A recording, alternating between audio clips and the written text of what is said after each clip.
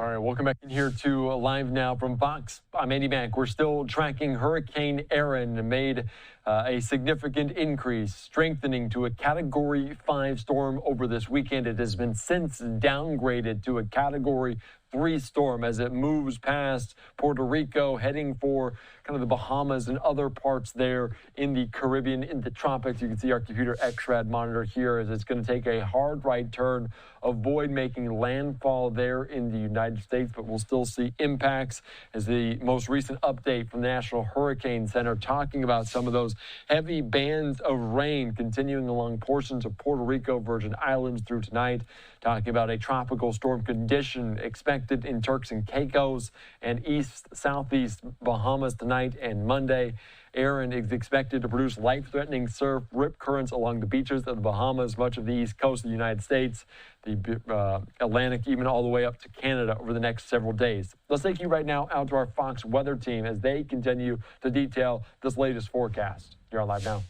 Fox weather at night. Welcome in. We've got a lot to talk about. Obviously, Hurricane Erin is the big story as it absolutely exploded into a Category 5 storm yesterday on Saturday. It's lost a little bit of strength since then. It's going through an eyewall replacement cycle right now, and it's just about completed that. We did get a fresh advisory not long ago, came out at 5 p.m., and it is pretty much exactly what it's been like for the previous part of the day, right? So we had the 11 a.m. update, the 2 p.m. update, and the 5 p.m., and all three of them have actually been pretty much identical.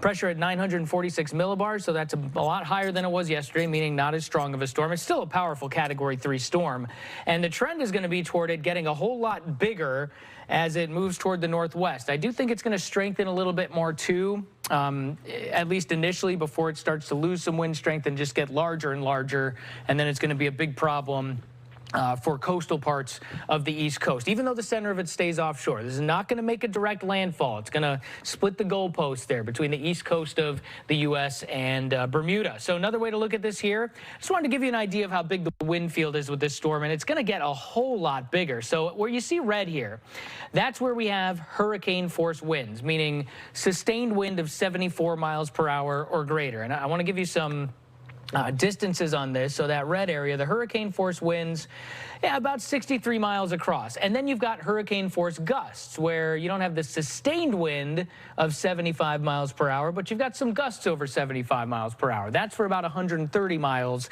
So again, more like a radius of like 65 miles, but the diameter 129 miles. And then if you look at the tropical storm force wind, which you're talking, 35 to 40 miles per hour sustained, that's 350 miles across. That's how large of a wind field that is right now. And the crazy thing is, once this gets closer to the East Coast and the storm expands, this number is probably going to go up to more like 500 to 600 miles of tropical storm force wind, which means, again, those sustained winds of 35 miles an hour or more.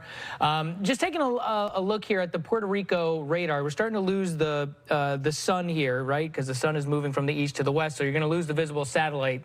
And what we can see on radar is that we've still got some action going on down in some of these islands. This was actually a really highly impactful storm.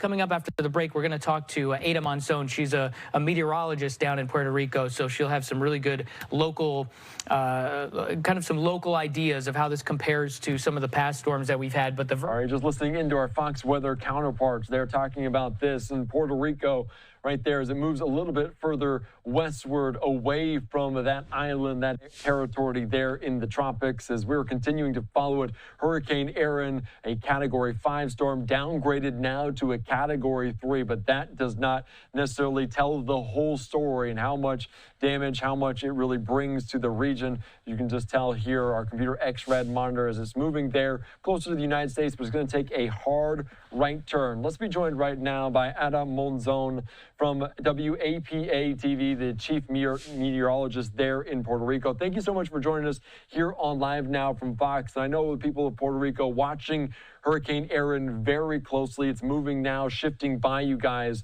What are you looking at? What's going on right now in Puerto Rico? Well, right now, as you know, it is located about 200 miles to the north of the Mona Channel, well northwest of the island. And we are still under the outer bands of Hurricane Erin, but it's still well northwest. And heavy rainfall has triggered flash flooding in several areas, and nearly 115,000 customers are without power. Thankfully, there have been no fatalities reported, and most of the physical damage so far, it has been wind-related.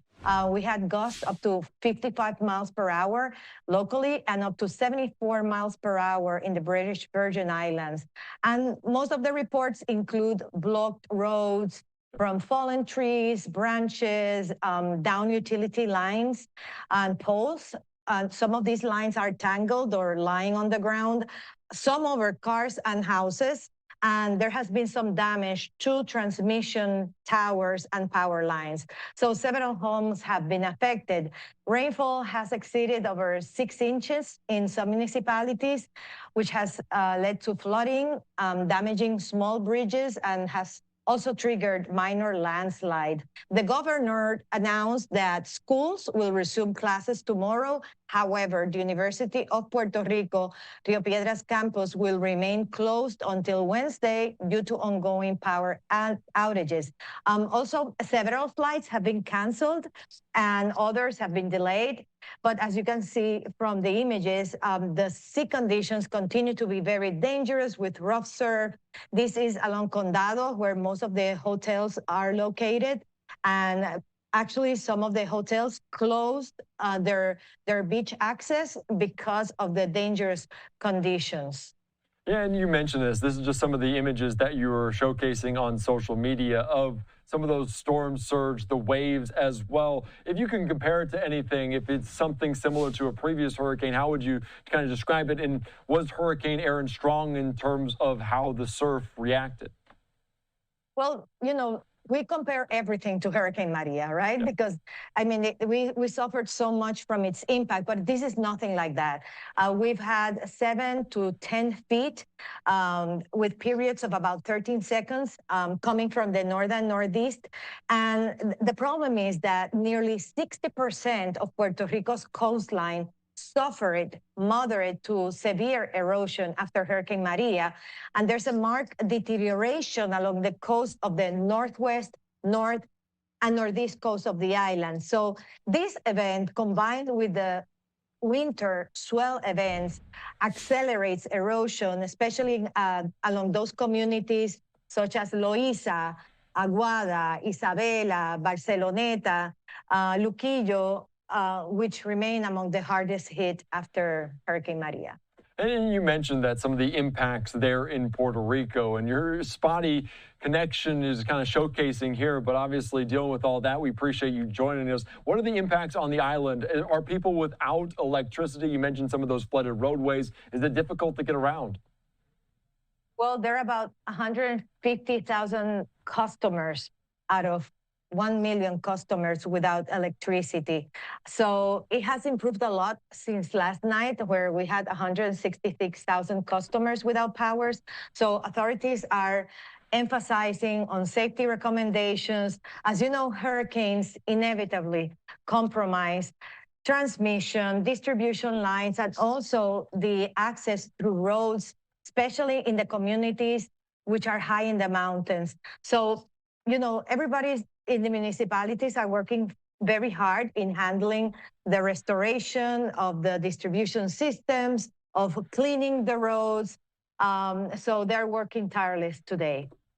Yeah, and of course, we appreciate all of their work to kind of do this because you guys are familiar with hurricanes. You mentioned Maria back in 2017 and the devastation out there, and you're kind of one of the first location to kind of get the brunt of some of these storms. Is there anything on the horizon past Erin that you're looking at? Well, as you know, we're in the peak of the hurricane season. So now we're looking east to every tropical wave that arises in the Atlantic Ocean. So there's another tropical wave located between 25 and 30 degrees longitude, which has a 30% chance of development. So we're not done yet. You know, this is the peak of the season. As you know, NOAA still expects an above normal season. We need to be informed and prepared. I mean, just having the first hurricane of the season, and it's a Cat 5, and it's so close to our area that we need to pay attention. I mean, there's no other way around it. Yeah, that's a very good point. And as we're looking at some of the forecasts, we've talked to different meteorologists, different experts in their function of how they kind of learn about hurricanes. They forecast hurricanes. We talked about El Nino years, La Nina years, and how this year particularly has maybe more westward trend where it moves fast westward. Can you talk about that at all? Just the fact that some of these storms are moving west very rapidly. We're always concerned about neutral and La Nina years because when you look at the hurricane record, historic record, and you look at every time that Puerto Rico has been affected, never in El Nino, but always either neutral and especially La Nina. So this is another vulnerable year for Puerto Rico and the U.S. Virgin Islands. As you know, the Global Tropical Hazards Outlook that NOAA puts out for the next 2 weeks until September 2nd has Puerto Rico and the Lesser Antilles under a 20% chance of tropical storm formation. So we need to be aware. Every step toward resilience is a step forward on protecting lives. And we want to keep our communities safe and running and prepared when any storm arrives. It doesn't matter if it's a direct impact or indirect impact. This was a real challenge, as a matter of fact, for Hurricane Erin, because most people did not understand the fact that we were not in the direct path of the tropical storm force wind, although the system was 130 miles to the north of Puerto Rico. We were not directly in that tropical storm force wind. So they were like, why are we not on a hurricane or a tropical storm force wind warning? Because we were not under the direct sustained wind field, but in the gust side of the storm. So we were able to address those impacts locally with the National Weather Service. Yeah, that is a very good point. It's also maybe a good message, a good lesson for people along the East Coast of the United States, is they will not get the direct impact, but that does not mean they are in the clear in terms of some of the impacts of a major hurricane that Erin is. You also mentioned some of the advice. What other piece of advice would you give people in the line of a hurricane, people of Puerto Rico, people in the United States? As you mentioned, this is going to be an especially active year. Any tips for people, any advice for people out there? I think that the most important thing is having energy. Energy, because most of the deaths that happened in Puerto Rico was because of lack of energy. We had a system collapse in 2017, and we need to resolve that problem as soon as possible. Everyone needs to be prepared.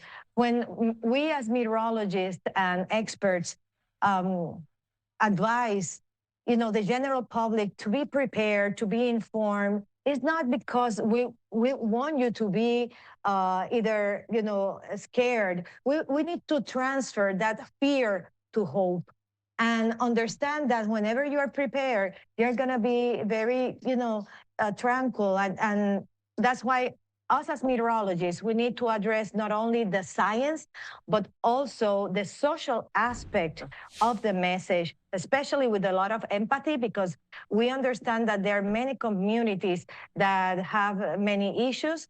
They're either marginal communities, different social, environmental, and economical aspects that are related to how we address whenever we have a hurricane warning or a watch. So we need to be aware of our message and trying to listen to people's needs, not assume that we know the need of the people. We need to listen, and then we need to help. Yeah, and as you said, turning potentially that fear into hope. Ada, before I let you go, any parting words, Hurricane Erin or otherwise, any other notes before I let you go? I just want people to be prepared for this hurricane season. We never expected to have a hurricane Category 5, 130 miles from our coast. So you never know. The models and the guidance and whatever the meteorologists are doing is expert advice, is professional advice. Please, not Do not let yourself get caught on misinformation, because social media, unfortunately, is distributing a lot of messages that are not from the professionals. So make sure that you follow the National Weather Service, the National Hurricane Center, and the professional meteorologists, especially those who have the American Meteorological Society seal of professional meteorologists and broadcast meteorologists, because they are very responsible persons who are looking out for your safety. Yeah, that is a very good advice, and some of their technology and techniques have been refined. Even so, it's not perfect, so they want to make sure everyone is warning. Thank you so much, Ada Monzón from WAPA TV, the chief meteorologist there. Thank you again. Stay safe through a very active season. Thank you. All right, thank you so much. All right, great conversation.